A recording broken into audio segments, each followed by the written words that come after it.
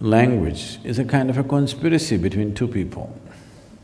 When we speak in English, some who do not understand English language, they're sitting like this because they're left out of the conspiracy.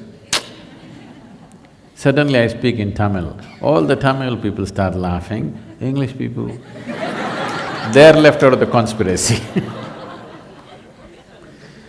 because it is a conspiracy, it's a widespread conspiracy, so you don't think on those terms.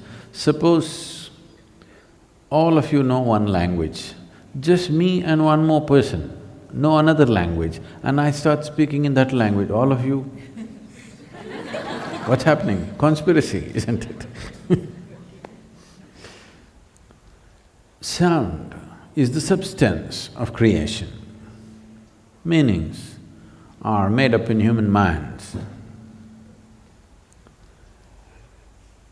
If you can evolve a sound within you, when I say evolve a sound, sounds are of various kinds. There are some which are very refined sounds, there are some which are gross, depending upon the nature of the reverberation that it is. Or in other words, everything is sound. The rock is a certain kind of sound, the tree is a certain kind of sound. This is one kind of reverberation, that is another kind of reverberation. The very air that you're breathing is another kind of sound, the very body is another kind of sound. Same rock here and the same rock there as Dhyanalinga, but a completely different kind of reverberation. So the same sound can be taken and refined to a certain level. If you already do not know about this, today science is entering this space, but in the yogic systems, this is something that we've always worked with. Today, modern science is talking about how both sound and light are reverberations.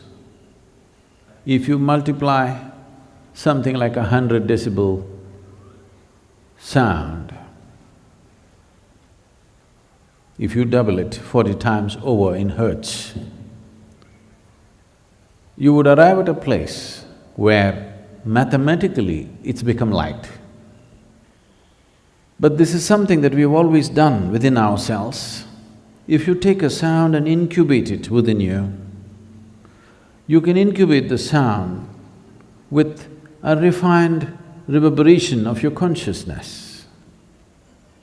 The body is one kind of reverberation, thought is another kind of reverberation, emotion another kind of reverberation, consciousness a completely different kind of reverberation. What we refer to as consciousness is the most refined reverberation. What is beyond that? We say Shiva, that means that which is not. Because its reverberation is such that you cannot even know it is there. It is utter stillness, but there is a reverberation in that also. Now, if you take a sound into you and if you can incubate it in your consciousness, this sound can slowly be transformed into light. In a sense, at least the calendar artists know this thing, somehow nobody else. Somebody is sitting, Om Namah Shivaya, you'll see immediately calendar artist will put light.